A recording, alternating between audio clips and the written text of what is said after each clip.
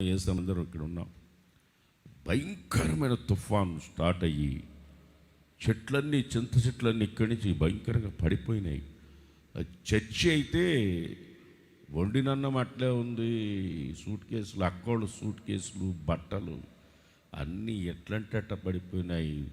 రేకులైతే అప్పడల్లాగా నలిపేసి, ఇట్లా వర్షం రేకులన్నీ ఇట్లా అప్పడల్లాగా నలిపేసి ఆ ట్రస్సులన్నీ బెండ్ అయిపోయి మేమందరం ఎక్కడ తలదాచుకున్నామంటే భయంకరమైన తుఫాన్ వచ్చేస్తే సుమారు ఒక 50-60 మంది ఆ గుహలో నిలబడుకొని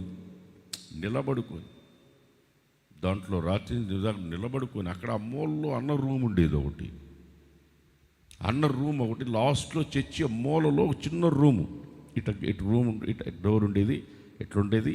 ఇది ఇట్లాంటి ఫ్యాన్ ఒకటి, ఆ కింద క్లిప్ ఉండదు, దాన్ని పైన కట్టుకొని పెట్టుకోండేవాడు. దాన్ని పైన కట్టుకొని దానికి రెగ్యులేటర్ పెట్టుకొని స్పీడ్ స్లో చేసుకొని దాన్ని లైట్కి కూడా కనెక్షన్ ఇచ్చుకొని లైట్ను కూడా ఇట్లా లైటింగ్ ఇట్లా తగ్గించుకునేవాడు. ఇట్లా ఆ మూలలో ఉండేది ఆ రూము.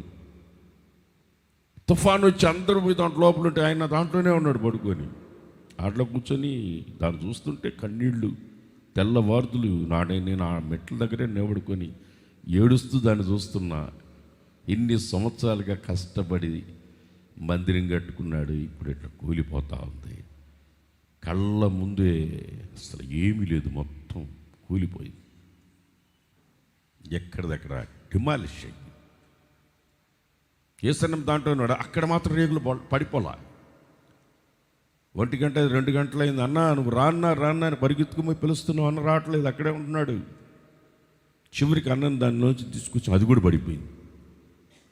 తీసుకొచ్చి దాంట్లో పెట్టాము అన్నను, కానీ రానా అని చెప్పి అట్లా ఉన్నాం. రాత్రి అంతా అక్కడ ఉన్నారు. మొత్తానికి అక్కడ ఉండడం, చర్చ్ అంతా మొత్తం పడిపోవడం, ఈ చుట్టుపక్కల వాళ్ళందరూ అందరూ పడిపోయినా కానీ మీరు ప్రభుని నమ్ముకున్నారు, మీది ఎందుకు పడిపోయింది అని ఎగతాళి చేసేవాళ్ళు. కొంతమంది పాస్టర్లు అయితే పైన మైకి పెట్టి ఏసన్న కూడా దాంట్లో చచ్చిపోయాడని చెప్పడం, రకరకాలుగా మాట్లాడిన వాళ్ళు ఉన్నారు. అన్న దగ్గరికే వచ్చి నువ్వు చచ్చిపోయని చెప్పారంట. చూస్తున్నావు కదా, ఎందుకు ఇట్లా అడుగుతున్నావు అని అన్న అడిగితే అన్న కన్నీళ్ళు. ఇప్పుడు ఒక్కొక్కరు ఊరంతా చెప్పుకున్నారు నిందలు, చచ్చిపోయాడు. ఒక్కొక్కరు వచ్చి చూడటం, పడిపోయినావు అంటే నువ్వు దాని కింద పడిపోయినా అంటాం, వచ్చి అన్నం చూసి ప్రార్థన చేసి పోవడం.